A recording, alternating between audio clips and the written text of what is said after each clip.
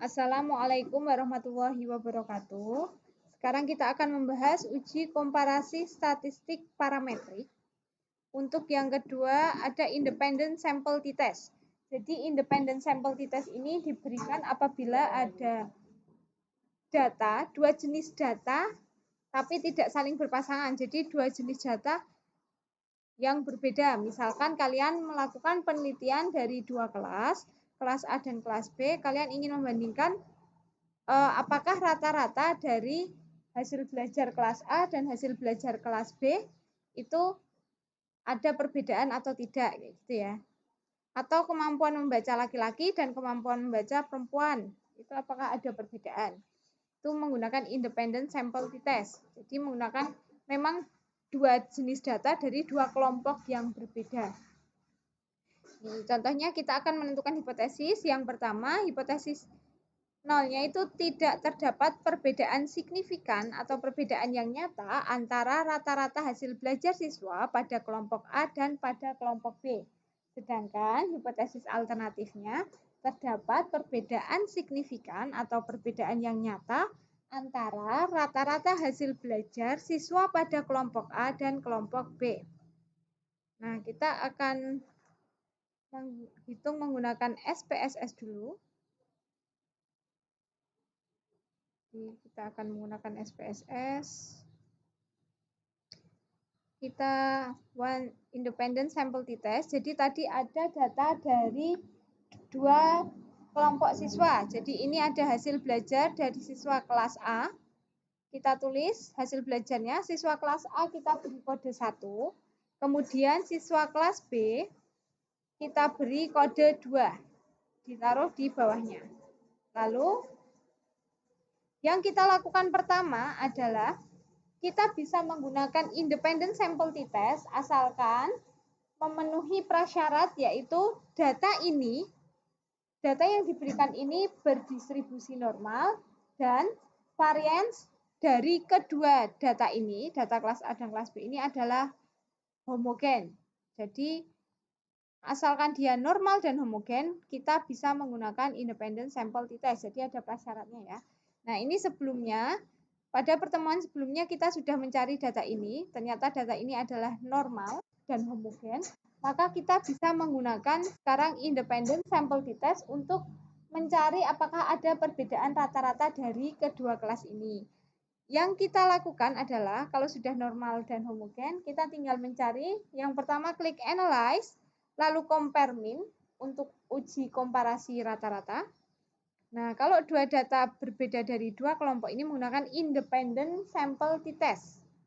Ya, tinggal diklik. Lalu hasil belajarnya dimasukkan ke tes variabel dan kelasnya ini diberi nama grup variabel. Lalu klik define group, grup 1 kita tulis 1, grup 2 kita tulis 2, continue, oke.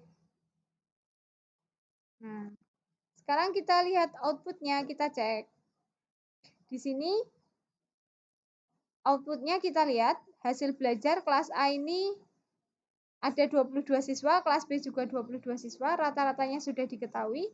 Nah, kalau kita lihat ini sebenarnya rata-ratanya berbeda ya, nggak sama. Tapi kita butuh tahu perbedaannya itu signifikan atau tidak. Jadi yang kita butuhkan berbeda itu perbedaannya signifikan atau enggak. Nah, kalau kita ingin tahu signifikan atau tidak, kita tinggal cari tahu dari tabel selanjutnya di independent sample t-test. Nah, di sini kita lihat nih. Nih, di sini dari tes Slavin, signifikansinya 0,071. Berarti dia lebih dari 0,05. Ini menandakan kalau kita sudah praktek kemarin datanya homogen. Berarti data dari kedua kelas homogen. Jika kalian lupa caranya, kalian bisa lihat video dalam tes homogenitas. Nah, ini karena signifikansinya lebih dari 0,05, berarti datanya homogen. Makanya kita akan melihat signifikansi totalnya dari yang equal variant assume. Berarti variansi dari kedua kelas itu homogen. Kalau ini variansi kedua kelas tidak homogen.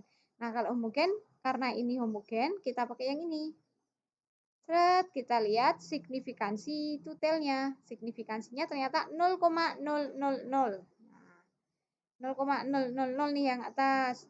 Jadi tinggal kita lihat nih di sini. Oh, signifikansinya itu 0,00. Signifikansinya 0,000. Nah, 0,00 itu masuk lebih dari 0,05 atau kurang dari? Oh, ternyata kurang dari 0,05. Kalau kurang dari berarti masuk ke kriteria keputusan kedua. Berarti H0-nya ditolak dan hipotesis alternatifnya diterima. Jadi kalau hipotesis alternatifnya diterima bagaimana?